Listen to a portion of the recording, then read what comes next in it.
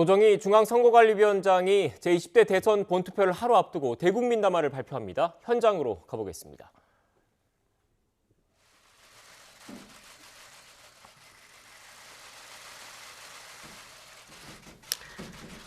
존경하는 국민 여러분, 먼저 지난 3월 5일 실시된 확진자 및 격리자 선거인의 사전투표 관리와 관련하여 미흡한 준비로 혼란과 불편을 끼친 점에 대해 위원장으로서 책임을 통감하며 국민 여러분께 진심으로 사과의 말씀을 드립니다.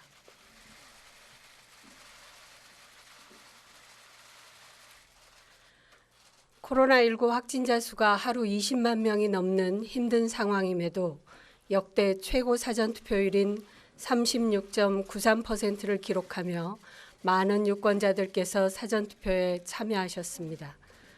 국민 여러분의 확고한 주권의식과 높은 선거 참여 열기를 확인할 수 있었습니다. 코로나 확진으로 힘든 상황에서도 투표에 참여해 주신 유권자들과 고생해 주신 분들께 거듭 죄송하다는 말씀을 드리고 감사의 말씀도 함께 전합니다. 존경하는 국민 여러분, 내일은 제20대 대통령 선거일입니다. 선거관리위원회는 심기일전하여 모든 유권자가 참정권 행사에 불편함이 없도록 준비하였고 투개표가 끝나는 순간까지 최선을 다하겠습니다. 유권자가 안심하고 투표할 수 있도록 모든 투표소를 철저히 방역하였고 손소독제, 일회용 장갑 등 방역 물품도 비치하였습니다.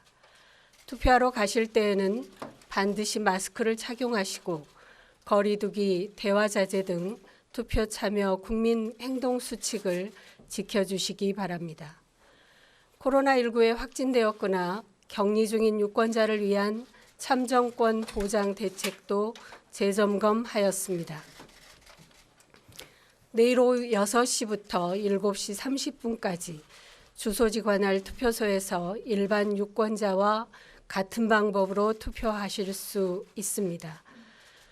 다만 모두가 안전하고 안정적으로 투표할 수 있도록 일반 유권자의 투표가 끝난 후 투표가 가능한 점에 대하여 양해를 부탁드립니다.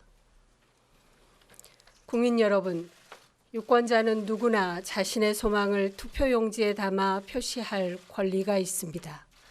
선거관리위원회는 국민의 뜻이 담긴 소중한 한 표 한 표를 무겁게 여기고 보다 투명하고 정확하게 투개표를 관리하겠습니다. 정정당당히 경쟁한 후보 여러분도 선거 결과에 나타난 국민의 뜻을 겸허히 받아들이고 국민 화합에 힘써 주십시오.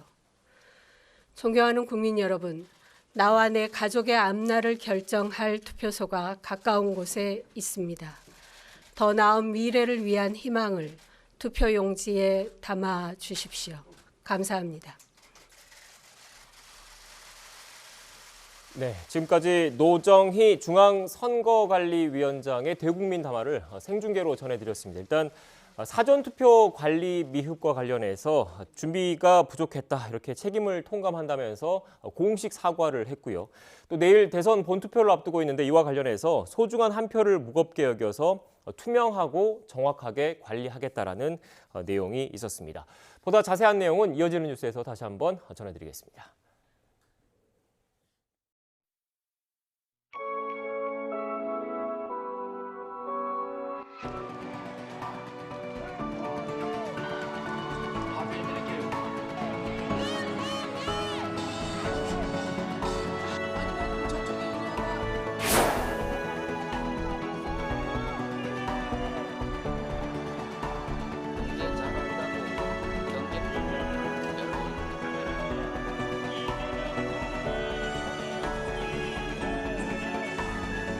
오직 국민, 오직 민생을 위한 정치 구조를 반드시 만들어낼 것입니다.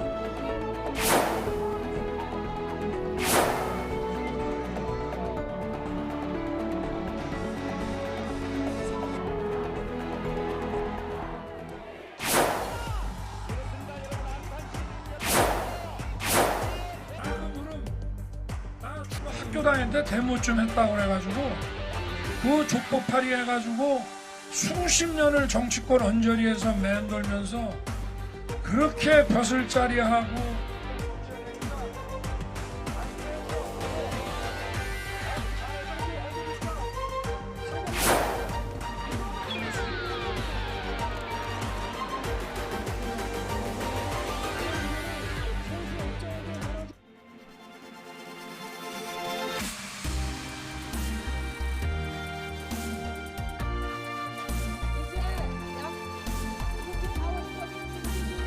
진상정의를 두는 한편은 비정규직의 관리를 확장시킬 겁니다. 또 세입자들의 서름을 단축할 겁니다.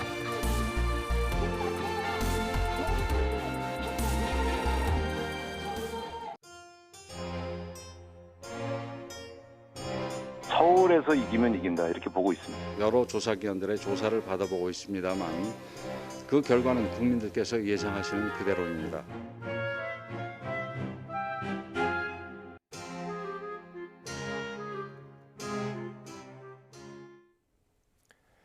네, 결전의 날이 내일로 다가왔습니다. 후보들 오늘 마지막 유세에 사활을 거는 모습인데요.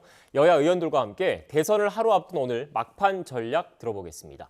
더불어민주당 전재수 의원, 국민의힘 성일종 의원 두 분 나오셨습니다. 안녕하세요. 네, 반갑습니다. 네, 안녕하십니까? 안녕하세요.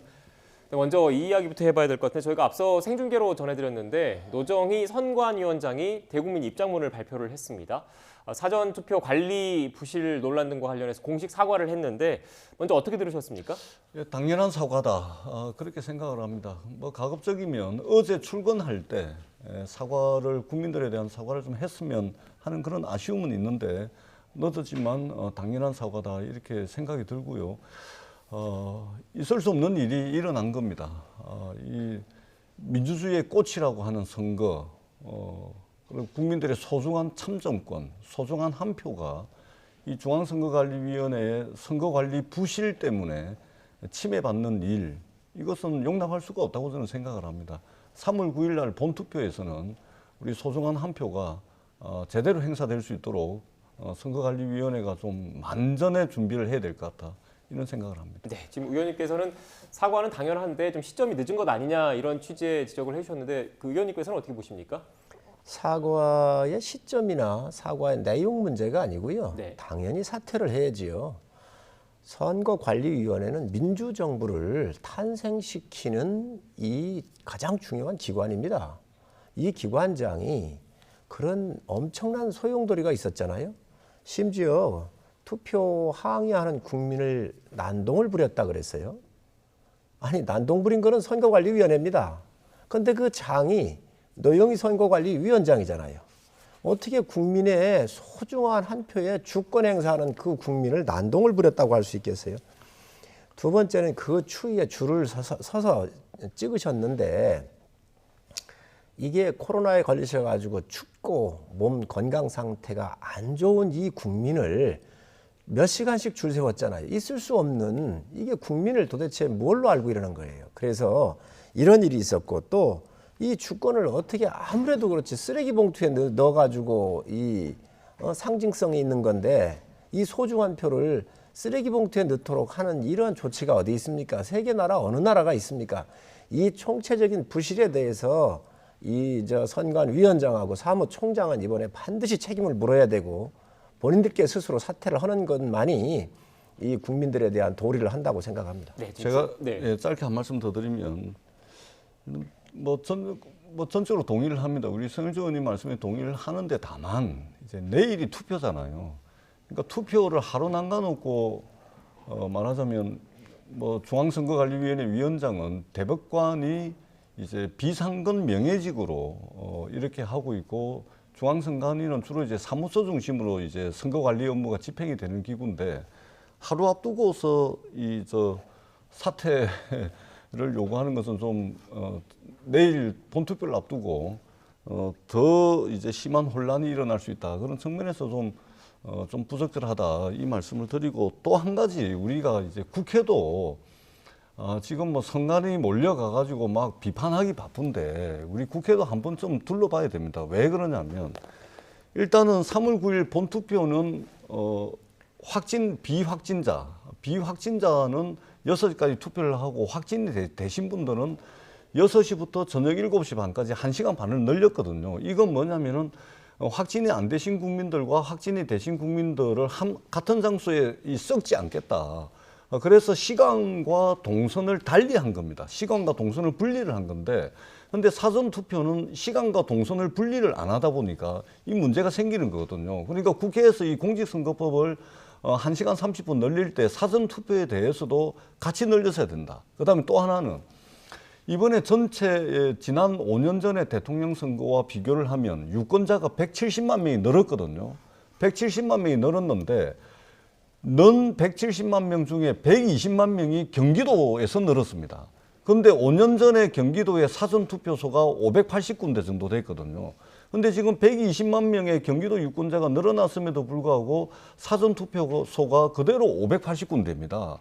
그러다 보니까 밀려가지고 도시가 팽창하고 유권자는 엄청 늘었는데 투표할 수 있는 장소는 제한적이니까 갔다가 줄을 너무 길게 서 있으니까 투표 못하고 또 오신 거예요. 그렇기 때문에 이 사전투표 장소도 말하자면 늘려야 됩니다. 공직선거법 개정을 해서 지금은 읍면동에 하나씩 두게끔 돼 있거든요. 네. 그다음에 이 시간과 동선을 분리하는 문제, 또 한 투표소 안에는 관내 투표함과 관외 투표함 요 두 가지만 둘 수 있다 보니까 이 확진자들 투표한 용지를 받아서 또 집어넣는, 그래서 이제 직접 선거가 안 되는 이런 문제가 있었던 겁니다. 그래서 이 문제를 선관위에도 자기네들이 이제 전반적인 과정을 검토해서 국민들께 소상하게 설명하고 사과를 해야 되겠지만, 우리 여야 정치권도 머리를 맞대가지고 이번에 법적으로 미비한 것들이 많이 드러났습니다. 그렇기 때문에 선거가 끝이 나게 되면 이 미비한 것들을 법 제도적으로 보완할 수 있는, 국회가 입법적으로 뒷받침할 수 있는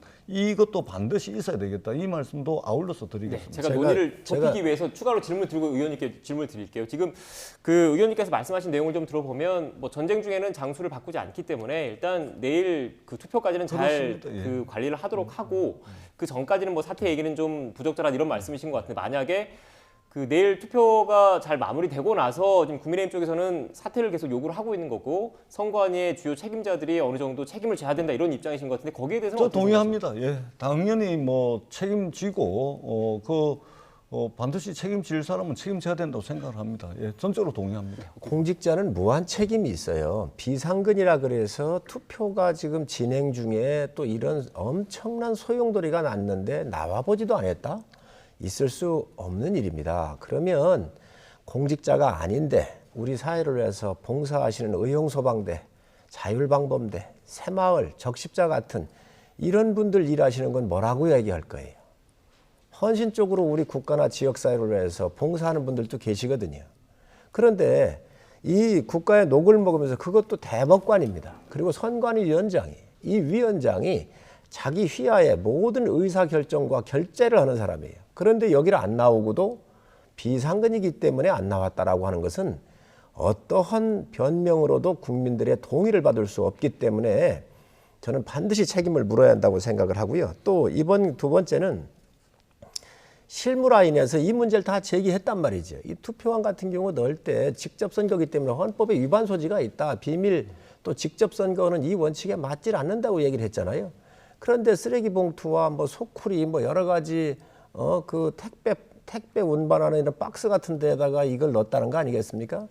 이러한 부실에 대한 모든 문제는 이 기관의 장이 지는 겁니다. 그리고 또 실무의 총 책임을 지고 있는 선관위 사무총장이 반드시 져야 돼요. 저는 이 분들에 대한 책임을 국민의 이름으로 물어야 우리의 이 절차적 민주주의가 제대로 그나마 지켜줄 수 있지, 이 절차적 민주주의가 무너졌다고 하는 것은 대한민국의 큰 수치입니다. 네, 전적으로 저도 동의를 하고요. 다만 이제 2020년 코로나19 속에서 전국 단위 총선이 치러졌고, 그리고 작년에 이제 서울시장, 부산시장 재보궐선거가 치러졌잖아요. 아마 전 세계가 주목을 했던 선거인데, 과연 저 코로나 위기 속에서 대한민국이라는 나라가 선거를 제대로 치를 것인가, 세계적 관심이 있었는데 굉장히 모범적으로 잘 치렀거든요. 그러다 보니까 이 선거관리위원회가 그때도 잘 치렀는데 뭐 큰 문제 있겠냐 해가지고 너무 이제 자신만만함이 오만함으로 가고, 그리고 이 오만함이 또 기강이 전반적으로 해이해지는 이런 결과가 이제 빚어진 것 같습니다. 그렇기 때문에 우리 성일종 의원님 말씀대로 매뉴얼대로 했는지, 법과 절차대로 했는지 이 부분 면밀하게 따져서 책임 소재를 분명히 하고 책임지실 분이 있다면 저는 책임을 져야 된다. 그것이 국민들에 대한 예의와 도리다. 그렇게 이 말씀을 드립니다. 다만 지금 내일이 투표고 그러기 때문에 우리가 질책을 하고 국민들을 대신해서 질책을 하고 대책을 촉구는 하되 이제 내일 이제 선거는 이제 치러야 될 거 아닙니까? 그리고 국회와 정치권도 일부 반성할 부분이 있습니다. 제가 조금 전에 말씀드렸던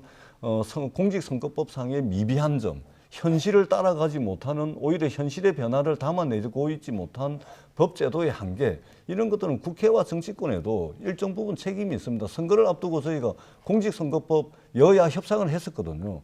협상해가지고 합의를 해서 통과시킨 겁니다. 근데 사전투표도 1시간 반 정도 늘리는 게 맞죠. 그래야 시간과 동선을 확진자와 비확진자가 함께 섞이지 않도록 할 수가 있었는데 그런 부분들 좀 놓친 부분이 있죠. 그래서 우리가 여야 정치권도 함께 입법적인 뒷받침을 통해 가지고 민주주의에 꽂힌 선거가 그리고 우리 국민들의 소중한 한 표가 제대로 행사될 수 있도록 입법적 뒷받침도 함께 해야 된다. 이 말씀을 드리는 겁니다. 네. 이 의학자들의 경고가 계속 있었거든요. 아주 폭발적으로 오미크론이 지금 현재 확산되고 있기 때문에 투표에도 상당한 영향이 있을 것이고 이 늘어나는 확진자에 대한 수요의 대책을 공익국회에서 다 요구를 했습니다. 그런데 선관위에서 그거 문제가 없다고 그랬거든요. 다 준비가 돼 있다 그랬거든요. 국가기관이 5년에 한 번씩 치르고 있는 대통령을 뽑는 이 어마어마한 이 행사에 의학자들이 다 이 경고를 했음에도 불구하고 이것을 무시했다? 있을 수 없는 얘기입니다. 또 이뿐만이 아닙니다. 지금 투표 봉지에 1번이나 2번에 이미 투표한 투표 용지가 그 봉투 속에 들어가 있었다는 거 아닙니까? 뭐라고 설명을 하실 겁니까, 이거? 그리고 지금 현재 사무국장 방에 CCTV가 24시간 이게 감시 기능을 해야 되거든요. 그런데 이거를 갖다가 뭐 자이든 타이든 어떻게 했는지 모르지만 그걸 다 가렸잖아요. 이러한 부실에 대한 문제가 한두 가지가 아니에요. 그러니 이거에 대해서 이번에 책임을 묻지 않는다 그러면 대한민국 정말 국민을 우습게 하는 겁니다. 그래서 반드시 이번 어떤 경우라도 용서할 수 없는 일이 벌어졌습니다. 네, 알겠습니다. 일단 뭐 두 분 모두 그 시점을 놓고 조금 차이만 있지만 책임질 사람은 책임져야 된다. 이 부분에 좀 공감을 하시는 것 같으니까 제가 이 내용만 짧게 여쭤보고 본격적으로 그 대선 그 후보분들 움직임 얘기를 좀 해볼게요. 앞서 노정희 위원장의 대국민 담화 원고를 제가 지금 보니까 끝부분에 이런 내용이 있어요. 정정당당히 경쟁한 후보 여러분도 선거 결과에 나타난 국민의 뜻을 겸허히 받아들이고 국민 화합에 힘써달라 이런 내용이 있거든요. 여기에 대해서는 어떻게 생각하십니까? 이제 이게 정치권 그 주변에서 이제 혹여 이제 박빙의 승부가 나게 될 경우에는 누군가 이제 불복할 가능성도 있지 않냐. 물론 이런 이야기는 지금 뭐 여야에서 이런 이야기가 나오고 있지 않습니다. 그런데 이제 온라인상에서 이제 그런 우려들이 있다 보니까 그런 우려를 에둘러서 아마 중앙선거관리위원회 위원장이 말씀을 하신 것 같고 그럴 일은 없을 겁니다. 대한민국의 민주주의라는 것은 또 대한민국의 선거 관리 업무라는 것이 한두 해 한 것이 아니고 저는 뭐 여러 가지 이제 선거 관리가 부실화된 측면은 있지만 이것이 뭐 특정 후보를 돕기 위한 선거 부정이었다 이렇게 지금 여야 공이 주장을 하고 있지 않거든요. 그렇기 때문에 뭐 불복 사태라든지 우려하고 있는 이런 일은 없을 거다 그렇게 생각을 합니다. 네, 성 의원님께서 어떻게? 자기 책임에 대한 그 예측, 이에 대한 두려움을 이렇게 표현하신 것 같아요. 그 확진자들께서 신원을 확인해주고 너무 오래 기다리니까 돌아가신 거 아닙니까? 그러니까 투표권을 행사를 못했어요. 그러다 보니 아주 정말 몇 표 차로 문제가 생겼었을 때 이 부분에 대한 책임을 좀 회피하기 위해서 이 표현을 쓰신 것 같은데 이게 가장 중요한 이야기입니다. 본인이 알고 있습니다. 이 사태가 얼마나 엄중한지. 정말 한 표라도 국민들한테 불편을 드리거나 민주적 의사표시를 못하게 했다고 한다면 이에 대한 책임을 국민이 용서를 안 할 겁니다. 그렇기 때문에 이번에 선관위는 정말 남아있는 오늘 내일이라도 제대로 역할을 다 해서 마무리해 주시기를 말씀드립니다. 네, 추가로 좀 질문을 드리면 그 일각에서 앞서 그 전 의원께서 말씀하셨는데 일각에서 제기되고 있는 뭐 부정과 관련된 의혹이라든지 여기에 대해서 국민의힘 입장, 기본적인 입장은 선을 좀 긋고 계시는 상황이신 거죠? 어떻습니까? 이러한 부실 관리에 대한 여러 징후들이 나오는데 이것은 우선 일차적 책임이 선관위 있다 말씀드리고요. 네. 지금 이 CCTV 카메라를 이렇게 가리고 한 이런 것들이 부천과 또 제주에서 나왔다는 거 아닙니까? 또 다른 데가 더 있는지는 모르겠어요. 그래서 이런 거에 대한 것도 좀 더 면밀하게 우리가 좀 주시해서 이렇게 봐야 될 거라고 보고요.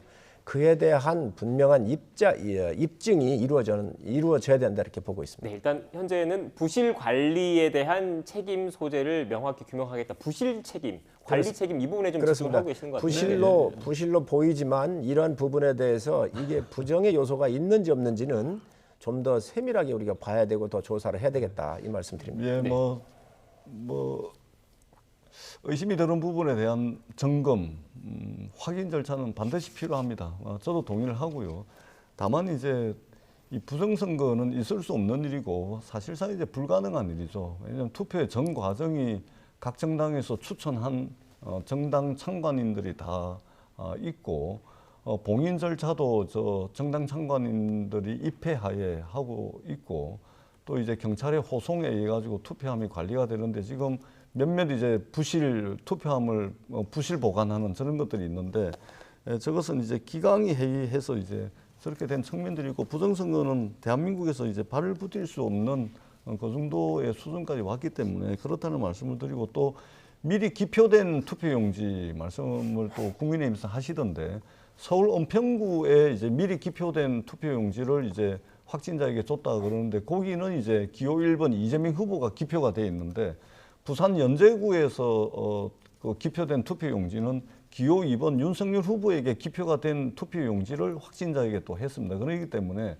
어떤 뭐 정치적 또 선거에서 이득을 보기 위해서 뭐 이게 뭐 조직적으로 부정선거를 했다 이것은 있을 수 없는 일이다 이렇게 생각을 합니다. 부정선거로 지금 벌써 규정을 짓기에는 상당히 좀 이른 면이 있습니다. 그러나 분명한 것은 부실 관리에 대한 문제는 분명히 있다라고는 말씀을 드리고 부천에서 나타난 이 선거 함에 대해서 봉인하고 다 해서 사무국장 방에 갖다 놨지요.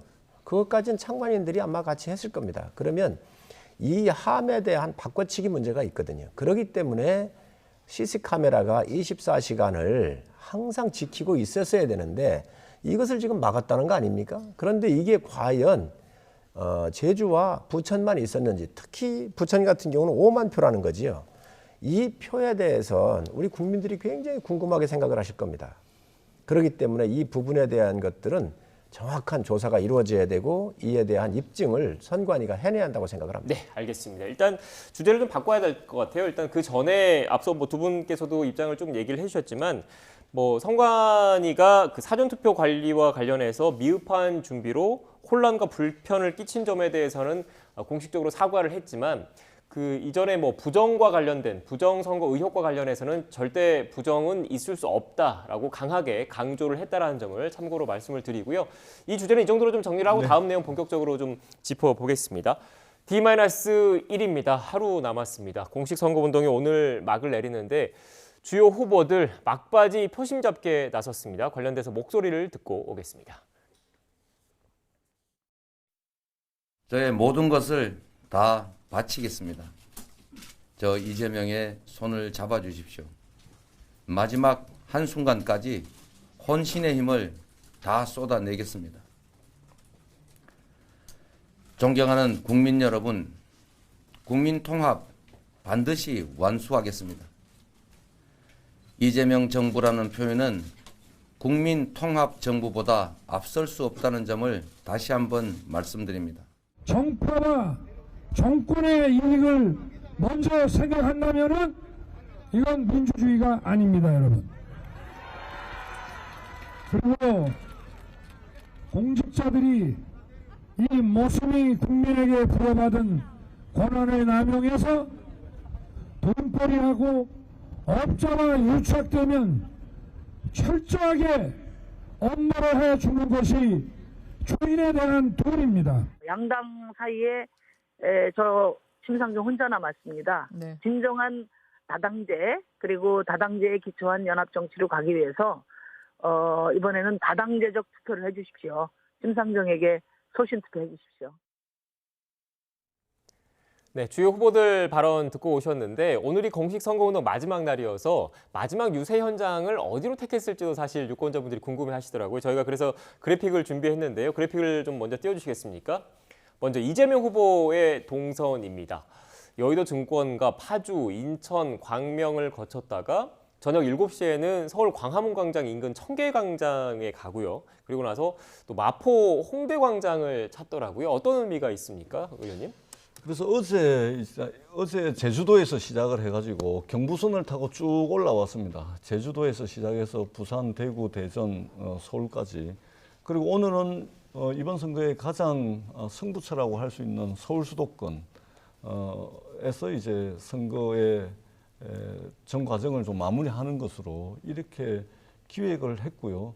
특히 아침 10시에 이제 위기 극복을 위해서 또 통합정부, 국민통합정부를 위해서 또 특별 기자회견까지 했습니다. 그래서 전체 이재명 후보가 국민들께 말씀드리고자 하는 내용을 압축적으로 정리해서 특별 기자회견을 했다는 말씀을 드리고 전반적인 이제 내용을 좀 보자면 우리가 국내외적으로 지금 총체적 위기 상황에 직면하고 있습니다. 러시아 우크라이나 전쟁 때문에 신냉전 시대가 새롭게 도래를 하고 있고 곡물 가격이라든지 원자재 가격, 에너지 가격이 치솟고 있습니다. 우리 경제에 직접적 영향을 미치고 있는 국외적 위험 요소죠. 그리고 국내적으로는 코로나19 경제, 민생 이렇게 세우고 코로나19 극복을 해야 됩니다. 그리고 국민들의 잃어버린 일상 돌려드려야 되는 그런 위기에 직면하고 있습니다. 그렇기 때문에 유능하고 또 위기에 강하고 또 검증되고 준비된 그리고 이 모든 것들이 지난 11년 동안 검증된 그리고 실천력이 담보된 이재명 후보를 통해서 총체적 위기를 극복하는 그런 앞으로 5년 대한민국의 지도자가 필요하다. 이 부분을 국민들께 마지막까지 열과성을 다해서 호소 드릴 그럴 예정입니다. 네, 일단 이재명 후보 동선을 알아봤으니까 윤석열 후보의 동선도 좀 한번 살펴봐야 될 것 같은데요. 그래픽이 준비됐으면 좀 띄워주시겠습니까? 네, 오늘 윤석열 후보는 제주를 거쳐서 부산, 대구, 대전을 가고요. 저녁에는 서울시청 광장에서 또 유세를 합니다. 또 건국대 그리고 강남역 일대에서는 투표 동료 캠페인을 한다고 하던데 동선은 조금 다르긴 한데 또 민주당 이재명 후보와의 그런 표심 전략은 크게 또 다르지 않을 것 같다는 생각도 듭니다. 어떻습니까? 네, 그렇습니다. 저희 윤석열 후보께서는 제주에서 부산으로 오셔가지고 다시 대구, 대전, 광화문으로 오시고요. 또 이준석 후보께서는 순천, 광주, 전주를 거쳐서 다시 광화문에 합류를 하십니다. 소외된 곳 없이 영호남 다 또 중부권 전체를 국민 전체를 통합과 화합으로 이번 선거를 마무리해서 미래의 대한민국을 이끌어가겠다라고 하는 메시지를 이번 동선에 담았습니다. 앞으로 대한민국이 그동안 5년 동안 너무 많은 곳에 신음을 했습니다. 외교, 국방, 안보, 경제 모든 부분에서 이렇게 무너지고 또 국민들께 삶이 피폐해졌는데 이러한 큰 통합, 그랜드 디자인을 통해서 앞으로 5년 맡게 될 대한민국의 책임을 통합과 화합을 통해서 하겠다는 메시지를 드리신 것입니다. 네, 이렇게 두 양강 후보 모두 막바지 표심 잡기에 주력을 하고 있는데 지난 3일부터 그 선거법상 새로 조사된 여론조사 결과를 공표할 수가 없지 않습니까? 그래서 유권자 여러분들께서는 지금 현재 전체 판세가 어떤지, 전체 표심이 어떤지 많이들 궁금하실 것 같은데 각 당에서는 그래도 어느 정도 자체적으로 좀 조사를 하고 있지 않을까라는 생각도 들어서요. 저희가 지금 현재 판세 각 당에서는 어떻게 보고 있는지를 좀 한번 살펴봐야 될 것 같아요. 그 준비된 그래픽이 있는데 그래픽을 좀 띄워주시겠습니까? 네. 네, 보시는 것처럼 우리가 이긴다 제목이 이렇게 나왔는데 이준석 대표 같은 경우에는 많게는 10%포인트까지 차이가 날 수는 있겠다라고 생각한다 이렇게 얘기를 했고요. 직접적인 뭐 민주당 선대본부 당사자는 아니지만 여권 인사로 분류되는 유시민 전 노무현 재단 이사장 같은 경우에는 이재명 후보가 1%포인트 차로 이길 것 같다 이런 취지의 인터뷰도 했습니다. 민주당에서는 자체 판세 현재 어떻게 보고 있습니까? 그러니까 지금 이제 여론조사 공표 금지 기간이라서 아마 저분들도 꼼꼼히 따지고 보면 아마 선거법 위반일 것 같은데 수치를 이야기 못하게끔 돼 있잖아요. 예, 그래서 좀 추상적으로밖에 말씀을 드리지 못하는데 표현하자면 정말로 딱 붙었습니다. 예, 딱 붙었다. 이거보다 더 정확한 표현은 없을 거. 저도 이제 숫자는 대충 아는데 딱 붙었다. 이것이 가장 정확한 표현이고 결국은 이재명 후보 또 윤석열 후보 지지하시는 분들이 누가 더 많이 투표장에 직접 가셔가지고 지지하는 후보 투표 용지에다가 기표를 하느냐. 결국은 이 싸움이다. 저는 이제 그렇게 보고 있습니다. 아마 여야 공이 뭐 딱 붙어 있는 그 상황은 뭐 좀 인정하지 않을까 그렇게 저희들은 생각을 하고 있습니다. 성현 교수는 어떻게 보십니까? 네, 우선 여론조사가 공표되기 전 조사들을 보면 오차범위 밖에 있는 것도 있고 안에 있는 것도 있지만 거의 한 10대6개 정도 되는 거에서 거의 윤석열 후보가 앞섰죠. 하나 정도는 좀 뒤진 게 나왔었습니다. 아마 지금도 민주당도 조사를 하고 있고 저희도 하고 있습니다. 또 지금 각 여론조사 기관에서도 아마 언론사들하고 발표만 못하지 하고 있거든요. 그런 면에서 이번 우리 국민들께서 정권을 교체해야 되겠다라고 하는 그 열망을 다 담아내고 있기 때문에 어느 정도 표차가 좀 벌어져 있고 국민들의 마음이 결정되어 있다고 하는 것은 대충 아실 텐데 어쨌든 이게 이제 마무리가 중요합니다. 그래서 한 분 한 분이 다 손 잡으시고 이 나라의 미래를 위해서 주권을 꼭 행사해 주십사는 말씀드립니다. 네, 지금 뭐 두 분께서 각 당의 입장에서 이렇게 분석하고 계시는 판세를 말씀해 주시긴 했지만 현재 지금 여론조사 공표 금지 기간이고 실제로 어떻게 여론조사 결과가 나왔는지는 아무도 모르는 상황입니다. 그리고 역대 최고치의 사전 투표율을 기록한 상황이고 또 내일 본 투표를 앞두고 있기 때문에 실제로 그 투표함을 개봉하기 전까지는 어느 누구도 결과를 알 수 없다는 점을 시청자 여러분께 참고로 말씀을 드리겠습니다. 사전투표를 마침 얘기를 했으니까 좀 질문을 드리면 사전투표율이 역대 최고치를 찍었잖아요. 민주당에서는 어떻게 보십니까? 총체적 위기에 직면해 있는 우리 국민들의 위기의식이 투표로 반영된 거다. 저는 그렇게 생각을 합니다. 그래서 지역별로 뭐 어디가 높냐 어디가 낮냐 이거는 별 의미가 없고요. 왜냐하면 전반적으로 지역들이 투표율이 엄청 높아졌습니다.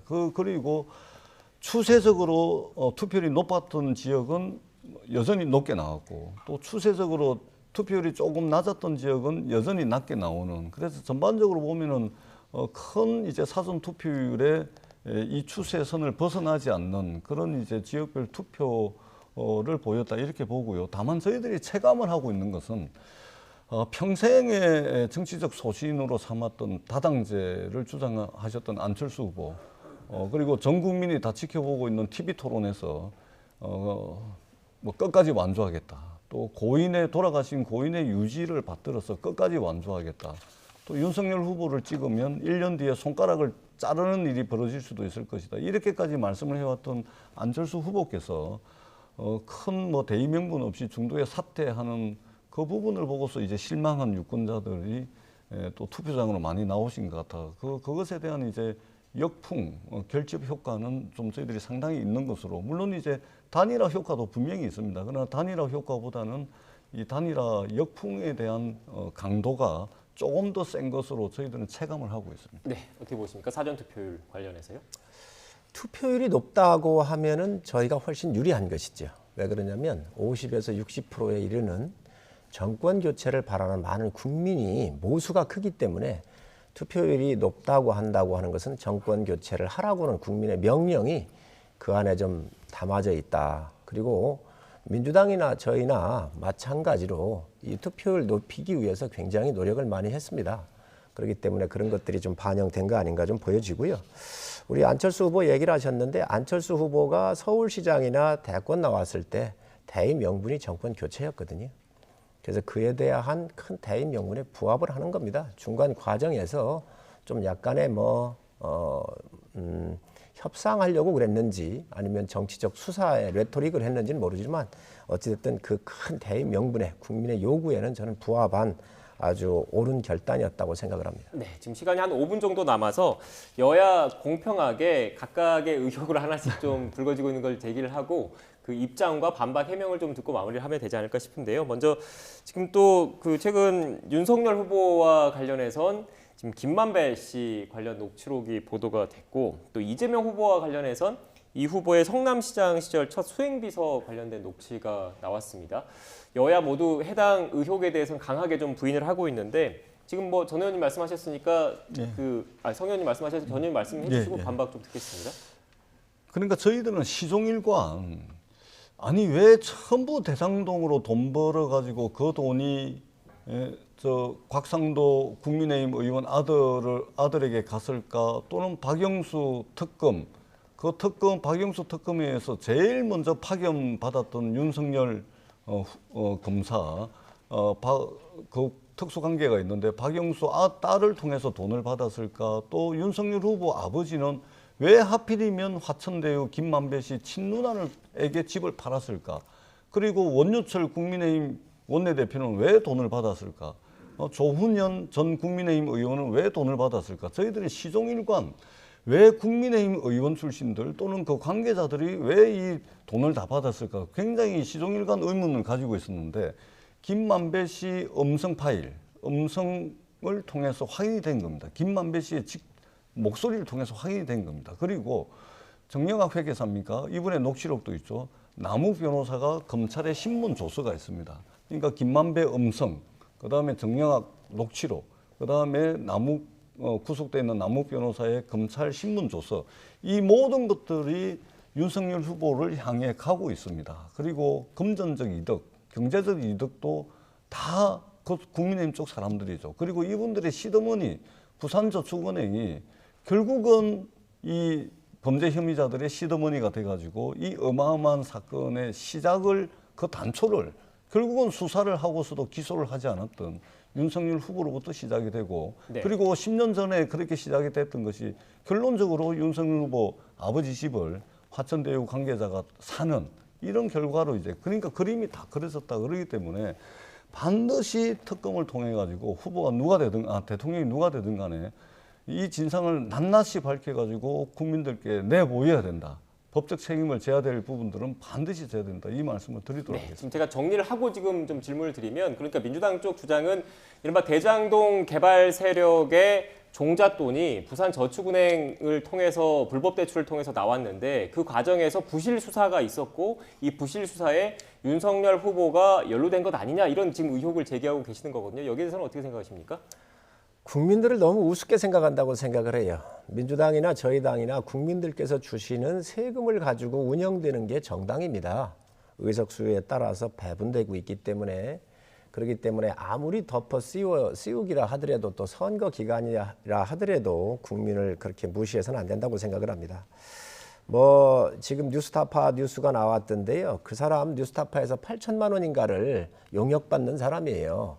그리고 민주당의 비례대표로 가 있는 사람이고, 그래서 이런 사람들이 무슨 의혹을 제기했더라도 국가의 기록상 남아있는 조모 씨가 검찰 조사에서 윤석열 검사를 만났느냐, 그래서 만난 사실이 없다라고 되어 있습니다. 그렇기 때문에 그 부분을 정확하게 국민들께서 알아주셨으면 좋겠고요. 네. 이번 선거야말로 두 후보가 너무도 대칭점에 서 있습니다. 윤석열 검사는 25년 봉직을 했고 또 12년간 이재명 지사는 계셨는데 25년 동안 계시면서 윤석열 후보는 쌍욕 한 번 한 적이 없습니다. 또 윤석열 후보 같은 경우는 뭐 특활비 내쫓기 위해서 특활비 조사를 다 했지만 여기 한번 개인적으로 횡령한 거 하나도 없습니다. 이재명 후보 어떻게 했습니까? 법카를 비롯해서 얼마나 많은 이런 횡령 공사 구분을 못하고 이렇게 했습니까? 이 50세가 넘어서 장가 갔는데 스캔들 한 번 없었습니다. 공직에 있는 후보가 말이지요. 여배우 스캔들로 해가지고 얼마나 많은 무리를 일으켰습니까? 또 비리에서 보더라도 대장동, 백현동 지금 굉장히 많습니다. 그러나 어디 뭐 윤석열 후보가 이런 비리에 한번 연루된 적이 있습니까? 조폭에 한번 검사지만 조폭하고 어디 연루도 한번 된 적이 있습니까? 하지만 지금 이러한 후보를 내놓고 저는 민주당이 국민들한테 표를 주십시오, 도와주십시오라고 얘기하는 것은 저는 이치에 맞지 않는다고 생각을 합니다. 이 판단을 국민들께서는 정확하게 하실 것이라고 생각을 합니다. 네, 제가 중간에 저울로 한번 달아봅시다. 네. 저울로 한번 달아봅시다. 의원, 제가 중간에 그 사실관계를 한번 좀 짚어라고 좀 질문 좀 드려야 될 게, 앞서 그 뉴스타파 그 보도 녹취 제공하신 분 그것과 관련해서 민주당의 비례대표 가셨다고 말씀하셨는데 비례대표를 신청한 이력이 있는 이 취지로 말씀을 하신 그렇습니다. 거죠? 현재는 비례대표 의원이요. 네. 비례대표 의원이 아니고 그 비례대표 순번에 신청을 해서 아마 그 안에 들어가 있는 거로 이력으로. 제가 언론에서 봤습니다. 네. 그리고 뭐 수천만 원 용역 말씀하셨는데 그거는 저희가 지금 확인을 못한 상황이라서 확인이 아, 요건 확인된 겁니다. 확인하신 겁니까? 네. 그리고 용역이랑 여기에서 왜 그러면 제보자처럼 이렇게 얘기를 했느냐 하고 뉴스타파한테 물으니까 대답을 못했습니다. 제보자가 아닙니다. 끼리끼리 지금 이거를 짠 겁니다. 그리고 아까도 말씀을 드렸지만 검찰 조사 내역에 이분이 얘기하는 이 조모 씨가 수사를 받았을 때 박 검사가 다시 또 불렀어요. 불러가지고 다음에 가족관계 부산저축은행 가족관계를 묻고 확인했다는 거 아닙니까? 그 전에 이 조사 기록 속에 윤석열을 만난 적이 있느냐 물으니까 만난 적이 없다라고 하는 게 정부의 공식 문서로 되어 있는 일입니다. 네. 이게 팩트입니다. 예, 네. 제기된 내용에 대해서는 하나도 말씀 안 하시고 제기한 사람을 이제 이야기를 하는 거죠. 내용에 대해서 말씀을 하셔야 되죠. 제기된 내용에 대해서 말씀을 하시는 게 맞고, 그다음에 우리 성일조 의원님께서 뭐 많은 말씀들 주셨는데 이재명 후보가 부족한 부분이 분명히 있습니다. 그러나 윤석열 후보가 이제 여러 가지 의혹들을 받고 있는 그 저울에다가 한번 달아봅시다. 그러면 그 답은 나온다고 생각이 들고요. 팩트가 없어요. 예, 팩트가. 특히 이제 대장동 같은 경우는 저희들이 백발양보하더라도 돈 받은 사람이 범인이죠. 돈 받은 사람이 범인이고 금전적 이득을 본 사람이 범인이죠. 범죄자들이 비리를 왜 저지르겠습니까? 탐욕적 이익을 추구하다가 결국 범죄자가 되는 거거든요. 그 탐욕적 이익의 핵심이 뭐겠습니까? 금전 아닙니까? 돈 아닙니까?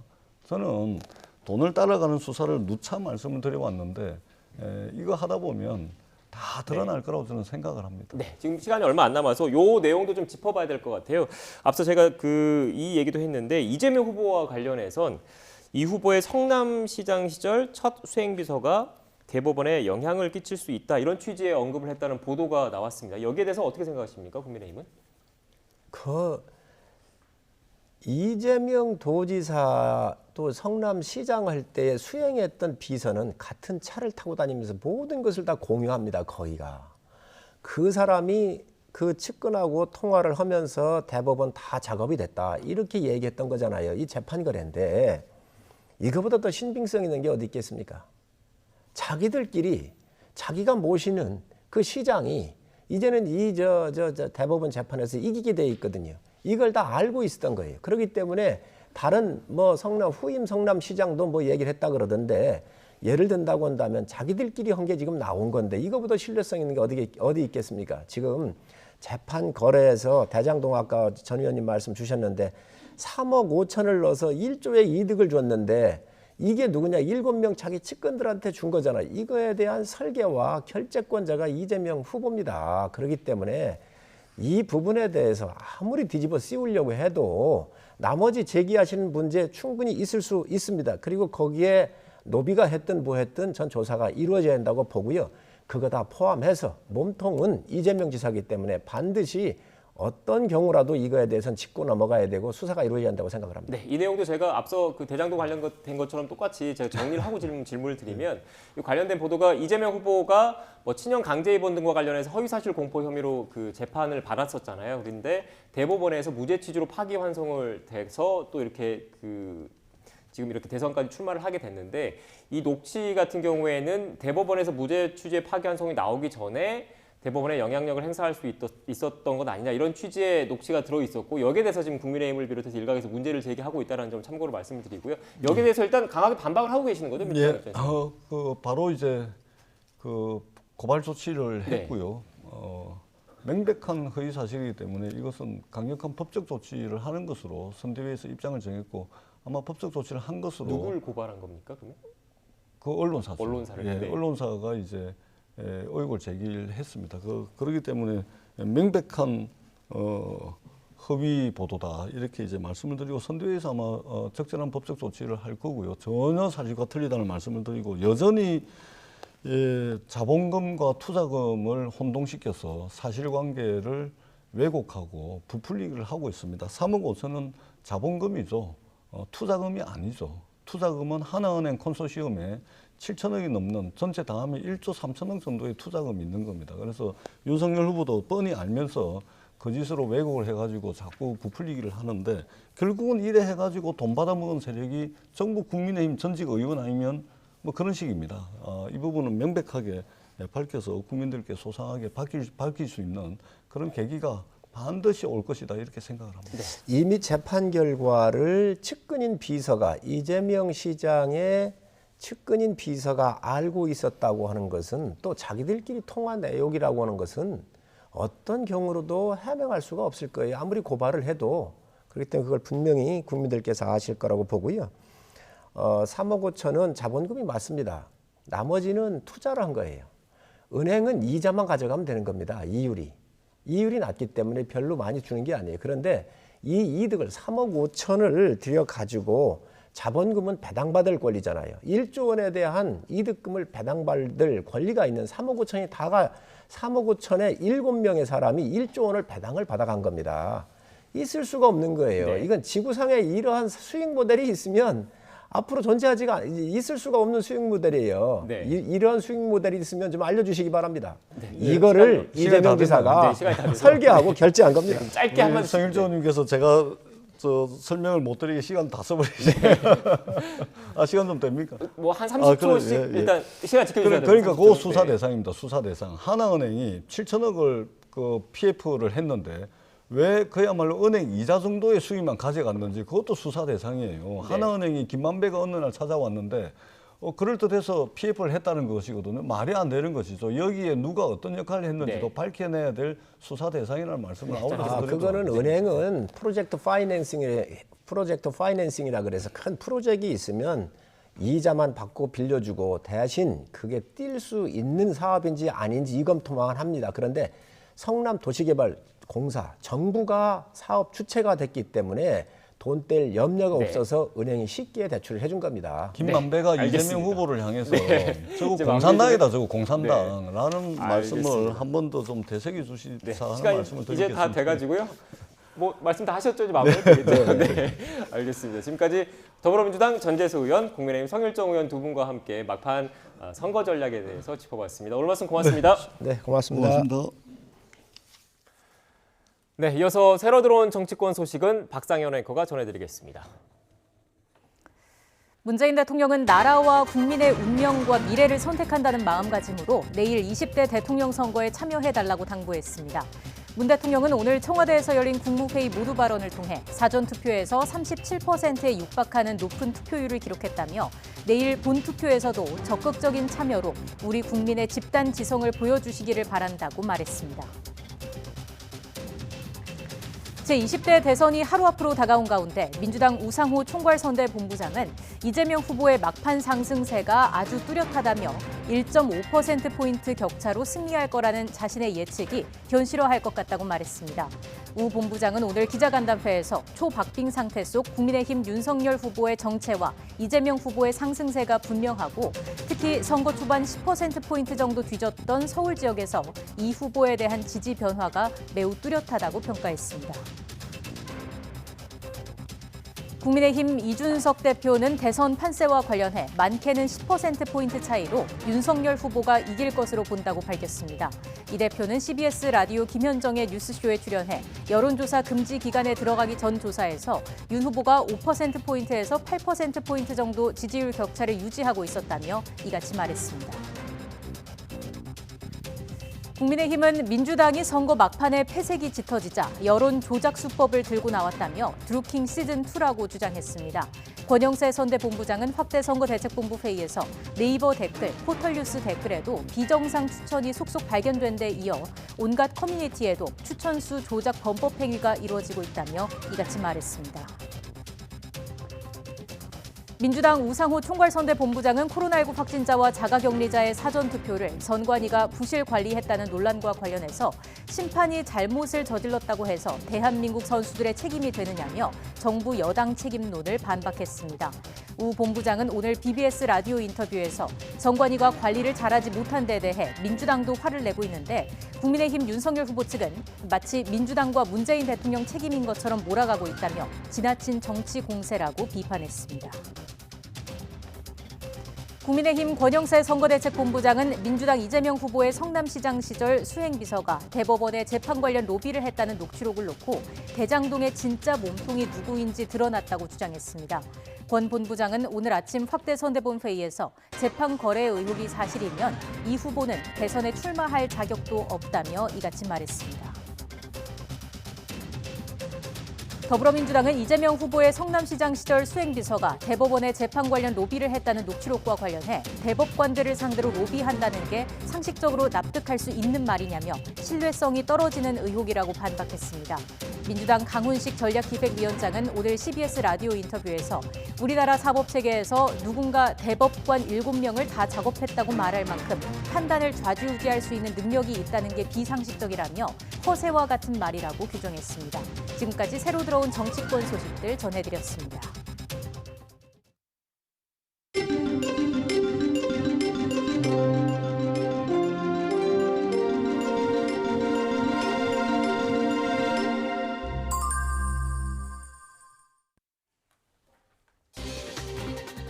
대선을 하루 앞두고 더불어민주당 이재명 대선 후보는 수도권에서, 국민의힘 윤석열 대선 후보는 부산과 대구, 대전을 거쳐 서울에서 마지막 유세를 벌입니다. 정의당 심상정 대선 후보도 홍대에서 마지막 유세를 펼칩니다. 문재인 대통령이 나라와 국민의 운명과 미래를 선택한다는 마음으로 내일 투표에 임해달라고 촉구했습니다. 사전투표 부실관리 논란에 대해선 코로나19 확진자들의 투표권 보장에 빈틈이 없도록 해달라고 주문했습니다. 노정희 중앙선거관리위원장이 코로나19 확진자 사전투표 관리 부실 논란과 관련해 책임을 통감한다며 사과한다고 말했습니다. 노 위원장은 투명하고 정확하게 투표와 개표를 관리하겠다면서도 거취 표명에 대해서는 별다른 입장을 밝히지 않았습니다. 코로나19 신규 확진자가 20만 2,721명 발생한 가운데 위중증 환자도 1,007명으로 늘었습니다. 정부는 확진 산모 분만 의료기관에 300% 가산 수가를 적용해 환자의 추가 부담이 없도록 하겠다고 밝혔습니다. 강원 지역 산불 가운데 가장 길었던 영월 산불이 발생 93시간 만에 진화됐습니다. 강릉 동해 산불 진화율은 90%로 높아졌지만 경북 울진 산불 진화율은 여전히 50% 수준으로 장기화 우려가 커지고 있습니다. 의용 소방대원인 택시기사와 고등학생 승객들이 힘을 합쳐 트럭에 난 불을 껐습니다. 어제 오전 경남 김해시 삼방동에서 앞서가던 트럭 적재함에서 불이 나자 택시기사와 고등학생 3명이 진화에 나서서 큰 화재를 막았습니다.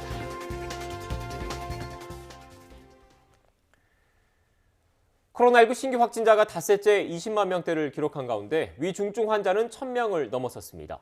오늘 0시 기준 확진자는 20만 2,721명으로 전날보다 8,000명 가까이 줄었습니다. 지역 발생은 20만 2,647명으로 수도권 비중이 50.7%, 비수도권은 49.3%입니다. 증가세는 둔화했지만 확산세가 계속되면서 피해는 잇따르고 있습니다. 위중증 환자는 52명 늘어나서 현재 1,007명으로 1,000명을 넘어섰습니다. 최근 일주간 서울 학생과 교직원 2만 7천여 명이 확진되면서 전면 등교를 하는 학교가 66%로 줄었습니다.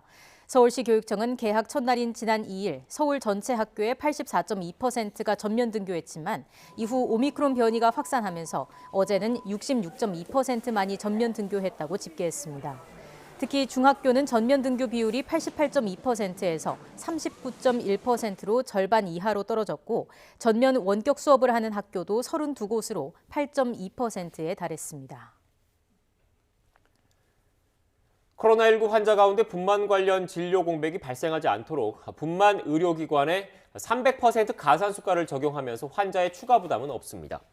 중앙재난안전대책본부는 오늘 확진된 임신부가 원래 다니던 병원에서 안전하게 분만할 필요성이 제기됐다며 이 같은 포괄적 보상 방안을 마련했다고 밝혔습니다. 강원 지역 산불 가운데 가장 길게 이어졌던 영월 산불이 발생 93시간 만에 진화됐습니다. 산림당국은 오전부터 헬기 7대와 진화 인력 600여 명을 투입해 산불 발생 닷새째인 오늘 오전 10시쯤 강원도 영월군 김삿간면 일대 주불 진화를 완료했다고 밝혔습니다. 이번 산불로 산림 약 80헥타르가 소실된 것으로 추정되고 있으며 산림당국은 암석 급경사 지역을 중심으로 내일까지 잔불 정리와 뒷불 감시에 나설 계획입니다. 정부는 산불 피해가 심한 강원도 강릉과 동해시를 특별 재난지역으로 추가로 지정했습니다. 문재인 대통령은 오늘 오전 대형 산불로 극심한 피해를 입은 강릉과 동해시에 대한 특별 재난지역 선포를 제거했습니다. 청와대는 강릉과 동해시의 산불 피해가 확산되면서 수습과 복구 등 국가 차원의 지원을 위해서 특별 재난지역으로 추가 선포했다고 설명했습니다.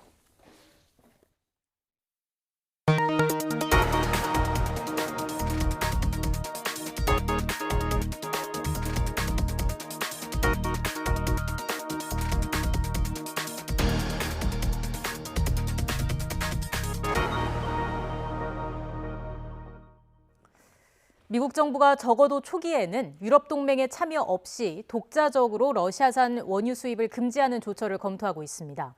러시아 에너지가 절대적인 비중을 차지하는 독일이 이에 대한 제재를 고려하지 않고 있다고 밝히는 등 유럽 국가들이 미온적이기 때문입니다. 워싱턴 강태욱 특파원의 보도입니다.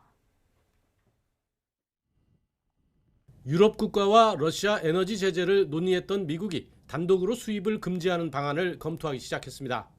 다만 아직 결론을 내리지 않았고 제재 시기나 범위도 여전히 유동적입니다.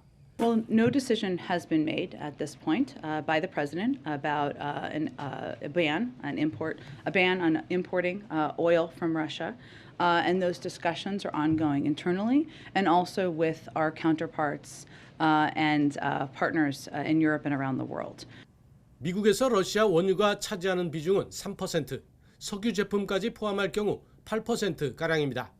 미국 정부는 이를 대체하기 위해 사우디에 증산을 요청하거나 베네수엘라 원유 수입을 검토하고 있는 것으로 전해졌습니다. 유럽은 천연가스 필요량의 40%를 러시아에 의존하고 있는 만큼 당장 제재에 나서기가 곤란한 상황입니다. 특히 올라프 숄츠 독일 총리는 러시아 에너지 공급은 필수적인 것으로 일부러 제재 대상에서 제외해 왔다고까지 말했습니다. 영국과 캐나다, 네덜란드도 정상회담에서 이를 논의했지만 역시 온도차를 드러냈습니다. And here we should not make a mistake.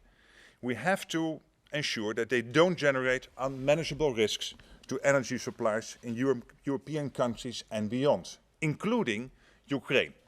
러시아 원유 수입 금지는 푸틴 대통령의 돈줄을 옥죄 초강력 카드로 거론되고 있어 미국 의회는 여야가 한 목소리로 이를 요구하고 있습니다.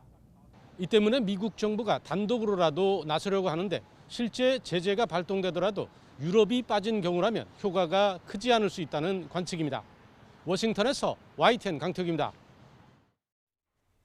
러시아가 우크라이나를 침공한 이후 국제 원자재 시장의 불안이 커지고 있습니다.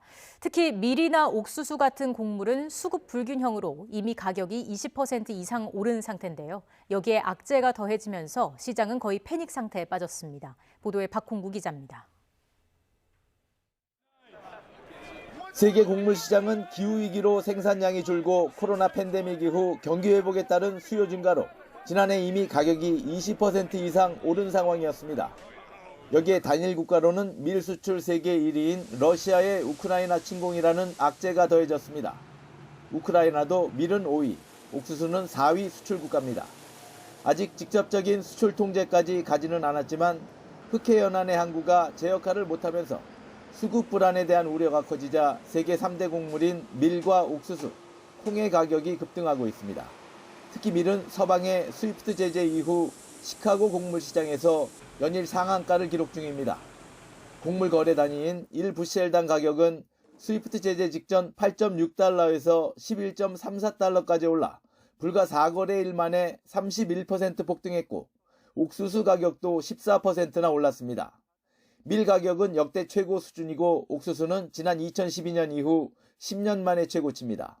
전 세계 밀 생산에서 러시아와 우크라이나의 영향력이 약 30% 정도 수준이고 러시아산 공급이 없어지면 공급 쇼티지가 나올 수밖에 없다라는 걸 반영하고 있다고 보시면 될 것 같습니다.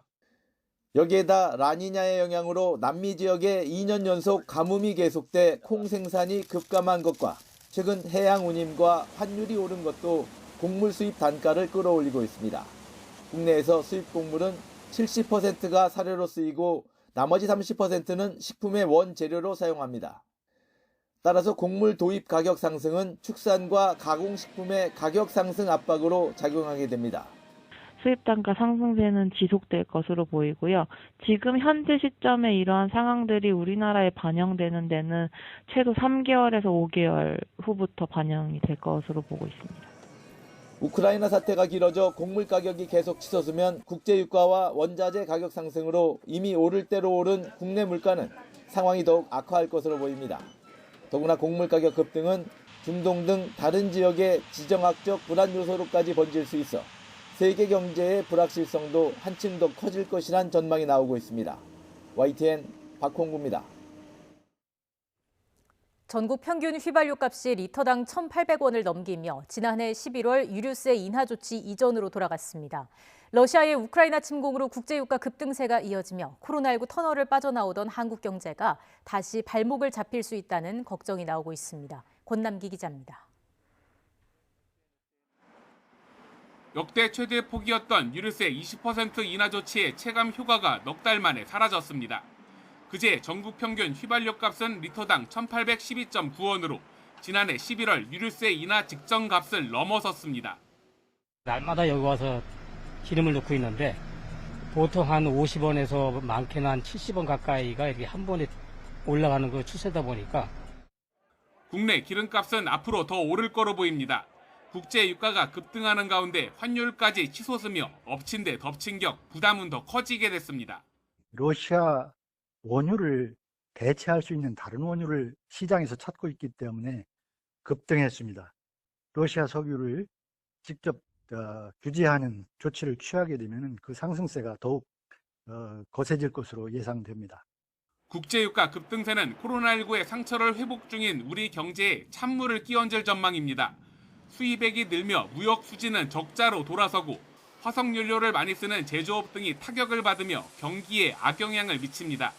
이렇게 성장은 더뎌지지만 안 그래도 높은 물가는 더욱 올라가며 연료비나 식료품비 비중이 높은 서민층을 시작으로 국민 생활은 쪼그라들 가능성이 큽니다. 휘발유 가격 기준으로 2,000원 이상은 올라간다고 봐야 될 것 같아요. 러시아가 이제 불투까지 우려되는 상황이기 때문에 수출 경기가 급락할 가능성이 있고요. 정부는 유류세 20% 인하 석 달 연장에 이어 인하율 확대를 고민하고 있습니다. 국회 동의 없이 정부가 인하할 수 있는 최대치인 30%까지 내리는 방안으로 휘발유는 리터당 304원이 떨어지면서 20% 인하 중인 지금보다 최대 140원이 내려갑니다. 다만 지난해 11월부터 이어진 유류세 인하에 인하율 확대까지 더해지면 세금 수입은 4조 원 넘게 줄어들 전망입니다. YTN 권남기입니다. 정부가 러시아 중앙은행과 국부펀드와의 거래를 오늘부터 중단하기로 했습니다. 정부는 국제사회의 대러시아 금융제재 동향을 고려해 러시아 중앙은행과 국부펀드와의 금융거래를 중단한다고 밝혔습니다.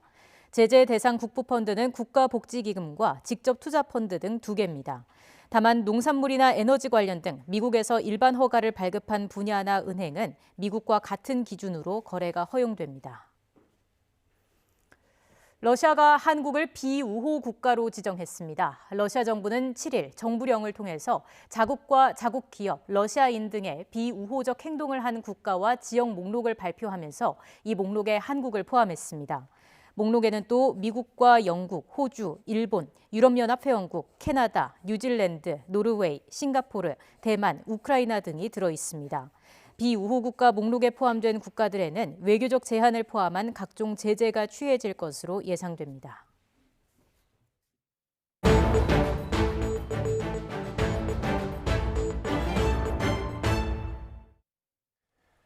가짜 사나이라는 유튜브 콘텐츠로 이름을 알린 이근 전 해군 특수전 전단 대위가 국제의용군으로 참전하기 위해서 우크라이나에 도착한 것으로 알려졌습니다. 주한 우크라이나 대사관에도 의용군 지원에 대한 문의가 이어지는 것으로 알려졌는데요. 정부는 여행 금지국에 무단 입국할 경우 최대 징역 1년형에 처해진다고 경고했습니다. 취재기자 연결해서 자세한 내용 알아보겠습니다. 김문경 기자. 네, 통일외교안보부입니다. 네, 유튜버로 활동하고 있는 이근 전 대위. 이미 우크라이나에 도착한 것으로 알려지고 있죠? 네, 어제 자신의 SNS에 우크라이나에 도착했다는 게시물을 올렸죠. 현지 박사로 추정되는 사진과 함께 6.25 전쟁 당시 세계가 한국을 도왔다. 이제 우리가 우크라이나를 돕겠다고 밝혔는데요. 문제는 우크라이나가 여행 금지국이라는 데 있습니다. 우리 정부는 우크라이나를 둘러싼 긴장이 고조되자 지난달 13일 국민 보호를 위해 우크라이나 전 지역을 여행 금지 지역으로 지정했습니다. 그래서 현지에서 터를 잡고 거주하던 우리 교민들도 철수하고 있는 상황인데요. 여행 금지는 여행 경보 4단계에 해당하는데 권고 성격의 1단계에서 3단계와는 달리 법적 강제성이 있는 조치라 무단으로 우크라이나에 입국할 경우 처벌을 받을 수 있습니다. 네, 처벌받을 수 있다라고 말씀해 주셨는데 그렇다면 이근 전 대위에 대해서는 어떤 조치가 취해질까요? 네, 우선 실제로 이근 전 대위가 우크라이나에 무단 입국한 것이 확인됐느냐 이게 문제인 것 같습니다. 이런 질문에 대해서 외교부 당국자는 현재 위치는 개인정보에 해당하므로 확인해 줄 수 없다 이런 입장을 밝히고 있습니다. 다만 위치에 대해서는 주시하고 있는 것으로 보이는데요. 이근 전 대위에게 취할 조치에 대해서도 논의하고 있는 것으로 전해졌습니다. 일단 외교부는 이근 전 대위가 출국한 뒤에 이를 모방하는 행위가 우려돼서인지 강력한 경고에 나섰습니다. 여행 금지 국가를 방문하거나 체류할 경우 여권법 위반으로 1년 이하 징역 또는 1,000만 원 이하 벌금형에 처해질 수 있다. 또 현재 소지하고 있는 여권이 무효화되거나 새 여권 발급 거부 같은 행정 제재를 가할 수도 있다는 내용을 다시 한번 강조하기도 했습니다. 네, 김문경 기자. 온라인에서도 이근 전 대위의 행동을 놓고 갑론을박이 벌어지고 있죠? 네, 그렇습니다. 이근 전 대위는 출국을 알리는 게시물을 올리면서 정부의 강한 반대를 느껴 마찰이 생겼다. 돌아오면 책임지고 처벌을 받겠다고 밝히기도 했습니다. 이를 놓고 이 전 대위의 SNS에는 용기 있는 행동이라는 지지의 댓글과 가지 말라고 하는데 왜 가는지 등의 비난의 댓글이 동시에 달리면서 갑론을박이 벌어지고 있습니다. 이근 전 대위 외에도 우크라이나의 의용군으로 참전하고 싶다는 의사를 밝히고 있는 한국인이 많은 것으로 전해졌습니다. 주한 우크라이나 대사관 측은 정확한 숫자는 밝힐 수 없다는 입장이지만 참전 문의를 한 한국인이 100여 명가량 되는 것으로 알려지고 있습니다. 우크라이나 정부는 참전을 위해 건너온 외국인 의용군이 약 2만 명 규모라고 밝혔는데요. 대부분 유럽 출신인 것으로 전해지고 있습니다. 지금까지 통일외교안보부에서 YTN 김문경입니다. 의용 소방대원인 택시기사와 고등학생 승객들이 힘을 합쳐서 앞서가던 트럭에 난 불을 껐습니다. 어제 오전 8시쯤 경남 김해시 삼방동에서 김해 동부소방서 소속 의용소방대원 63살 정성배 씨는 택시를 운행하다 앞서가던 트럭 적잠에서 불이 난 것을 목격했습니다. 정 씨는 곧바로 정차 후 승객인 고등학생들에게 양해를 구하고 차량용 소화기로 진화에 나섰고 김해 영운고 2학년 김동현, 박준성, 박현성 학생도 진화를 도왔습니다. 하지만 적재함에 실린 종이 상자에 불이 계속 옮겨 붙었고 학생들은 인근 편의점에서 소화기를 빌려와서 불을 껐습니다. GS25 편의점에 있는 소화기는 지난해부터 소방청과 협약으로 누구나 이용할 수 있습니다. 정부가 3D 프린팅 이용자의 작업 환경을 개선하기 위해서 관계부처 합동으로 3D 프린팅 안전 강화 대책을 발표했습니다. 이번 대책에는 3D 프린팅 소재 조달 기준을 강화해 학교와 공공기관 등에서 일정 검증을 통과한 3D 프린팅 소재가 사용되도록 하는 내용 등이 담겼습니다. 하지만 인체 위험의 소지가 높은 외국산 저가 소재의 국내 유입을 규제할 방법은 포함되지 않았습니다.